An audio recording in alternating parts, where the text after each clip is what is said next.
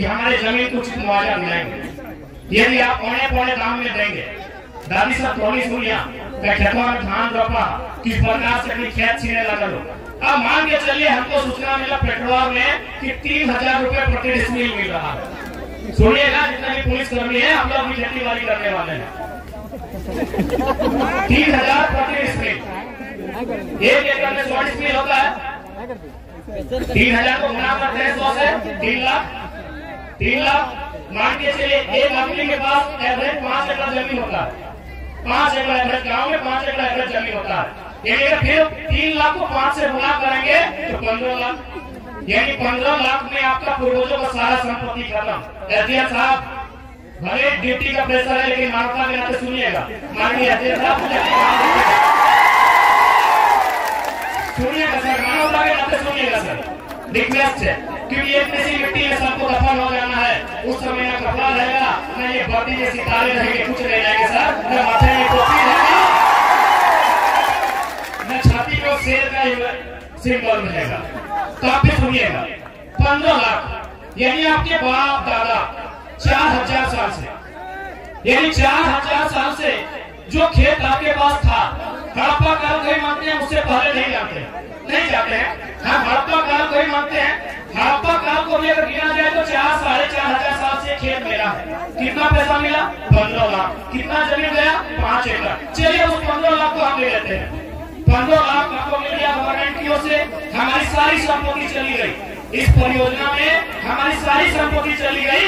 अब हम चले गए चंद्रा टाउन या हजारीबाग टाउन 15 लाख लेके। कितना जमीन लीजिएगा? वहाँ आपका लगभग 3 लाख, 1 डिसमिल का 3 लाख रेट है। यदि अच्छा एक बात बताइए, 1 डिसमिल हमको नहीं लगता आपका बाथरूम होगा। 1 डिसमिल हमको नहीं लगता आपका ढंग का बाथरूम होगा। आप ईमानदारी से बताइए, यदि कोई गांव का आदमी जिसको 15 लाख मिला है इस परियोजना से, वो सारा पैसा लेके हजारीबाग गया कि चलो बच्चों को वहाँ पढ़ाएंगे, वही अपनी घर बनाएंगे, तो 15 लाख में कितना डिसमिल जमीन लेगा? 3 लाख रेट है। कम से कम 5 डिसमिल चाहिए 10 डिसमिल बनाने के लिए। यानी 15 लाख में ना वो जमीन खरीद पाएगा, ना पढ़ा पाएगा, और लास्ट में एक दिन क्या होगा? हम बोलते हैं गुलगुलिया। आप लोग भी सुने होंगे, बंजारा सुने हैं, गुलगुलिया बंजारा आप लोग सुने हैं। हालांकि हम चाहते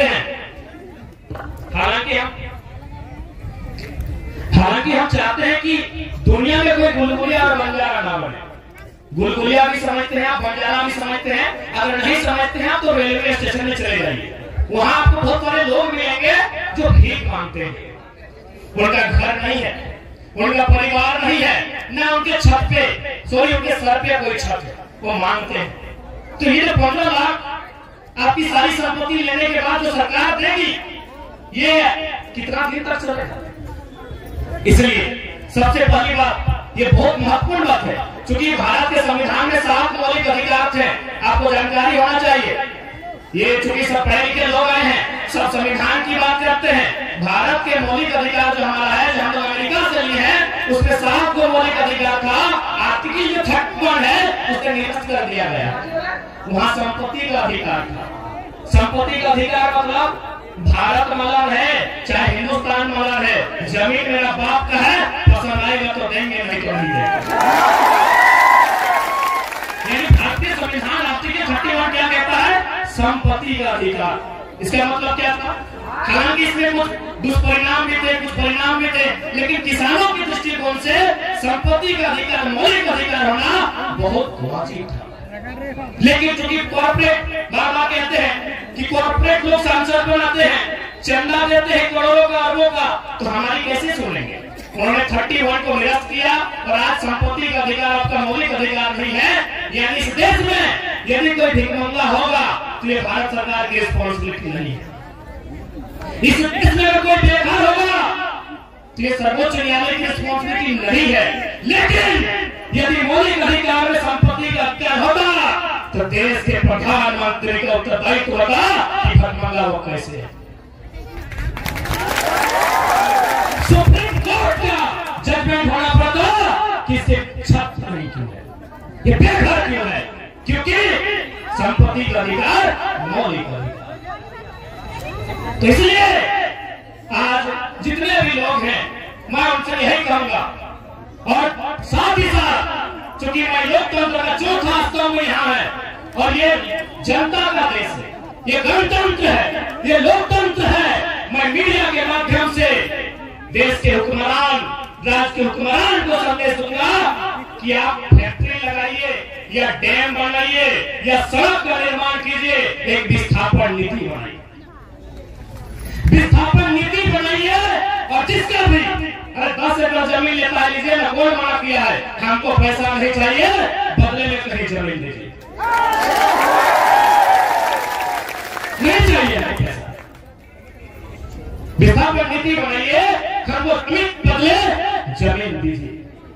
इसी देश में बाकी जगह होगा। महाराष्ट्र से हमें एक यूनियन पब्लिक सर्विस कमीशन के शख्स ने फोन किया था जो जनरल कैटेगरी में आने वाला भविष्य क्या होगा। एक बार भारत माला जो प्रोजेक्ट आया है, सबसे पहले चूंकि हम देख रहे हैं एसडीएम साहब भी आए हैं, सीओ साहब भी आए हैं, दोनों का लोग भी आए, वे लोग भी सुनने में हम बढ़िया तार्किक बात रखेंगे। भारत माला जो प्रोजेक्ट है वो चला कहां से है? बनारस से कलकत्ता। बात सही है? भारत माला प्रोजेक्ट बनारस से कलकत्ता तक चलेगी। एक बात बताइए, सॉरी बनारस से कलकत्ता, तो क्या बनारस से कलकत्ता तक हमारी सड़क है कि नहीं है? ऑलरेडी हमारी सड़क है। चौपारण, बरही, बगोदर, बरवंडा होते जो सड़क जाती है, ऑलरेडी हमारे पास उसी लाइन के लिए सड़क है, बनारस से कलकत्ता। यानी दूसरी सड़क की आवश्यकता किसके लिए? पहला सवाल। हम बार बार वही कहते हैं कि आज ये लोग भारत के संविधान को नहीं मानते हैं, क्योंकि यहाँ एसडीएम महोदय उपस्थित है, पढ़े लिखे लोग हैं। भारत का संविधान का जो प्रियम्बल है वहाँ क्या कहता है? हम भारत के लोग समाजवाद का जिक्र है। भारत का संविधान जैसे आप पलटिएगा, जो हमारा पहला पन्ना होगा जिसको हम लोग उद्देशिका कहते हैं, वहाँ समाजवाद का जिक्र है। यदि समाजवाद का जिक्र है, तो हम ये सवाल डीसी एसडीएम सबसे पूछेंगे कि जब ऑलरेडी बनारस से कलकत्ता तक रोड है हमारा, जिसको NH2 कहा जाता था, आज NH19 कहा जाता है। ऑलरेडी बनारस से कलकत्ता तक सड़क है, तो ये 1100 किलोमीटर था ना, वो 1100-1200 जो भी है, जो पुराना है वो लगभग 1200-1300 है, ये नया आपका 600 किलोमीटर का है। यानी ये सड़क किसके लिए है? आज सोचना होगा मेरे साथी, आज आपको गंभीरता पूर्वक सोचना होगा, नहीं तो पता चला हम घरों में खिचड़ी खाते रह गए।